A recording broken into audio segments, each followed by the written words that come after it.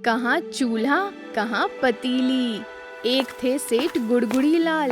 वैसे तो वे भले थे, सबकी मदद करते थे, पर थोड़े भुलक्कड़ भी थे। अपनी कही बात अक्सर भूल जाते थे। एक बार सेठ गुड़गुड़ी लाल अपने मुनीम बुलाकी राम के साथ कहीं जा रहे थे। चलते चलते रात हो गई। आखिर एक गांव के बाहर झोपड़ी में उन्होंने रात काटी। उस झोपड़ी में एक गरीब स्त्री धनिया अपने दो छोटे छोटे बच्चों के साथ रहती थी।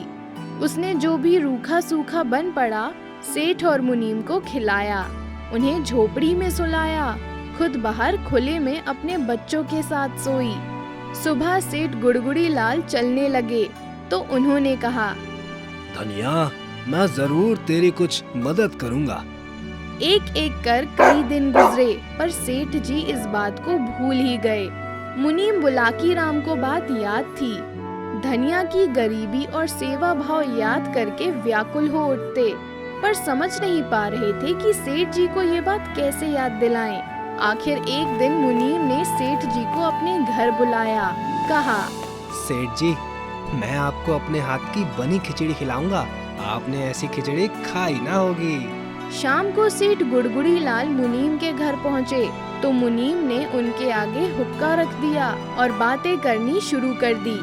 जब बहुत देर हो गई तो सेठ जी ने कहा, भाई, तुम्हारे हाथ की बनी खिचड़ी कहाँ है? जल्दी लाओ, बड़े जोर की भूख लगी है। मुनीम ने कहा, सुबह से खिचड़ी चूल्हे पर चढ़ाई हुई है, बस अब बनती ही होगी, थोड़ा इंतजार करें। सेठ जी को बड़ी हैरानी हुई। बोले, ऐसी कौन सी खिचड़ी है जो सुबह से अब तक बनी नहीं? वे मुनीम के साथ बाहर गए तो देखा जमीन पर आग जल रही है। ऊपर पेड़ पर खिचड़ी की पतीली लटका दी गई है। सेठ जी ने हंसकर कहा, अरे बुलाकी राम, कहाँ चूल्हा कहाँ पतीली। ऐसे तो ये खिचड़ी आज रात तो क्या, महीनों भर तक भी नहीं बन सकती। इंतजार कीजिए सेठ जी, खिचड़ी बनेगी, जरूर बनेगी। उसे आप भी खाएंगे और साथ ही वह बेचारी धनिया भी, जो शायद आज भी आपके वचन के भरोसे बैठी होगी।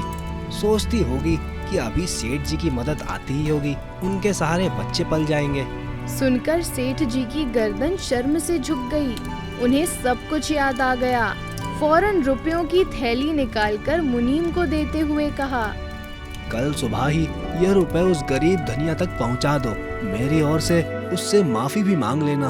इतने में ही मुनीम बुलाकी राम की पत्नी लक्ष्मी अंदर आकर बोली, सेठ जी, आपने इनके हाथ की बनी खिचड़ी तो खा ली, अब हाथ मुंह धोइए और मेरे हाथ का बना खाना खाकर जाइए।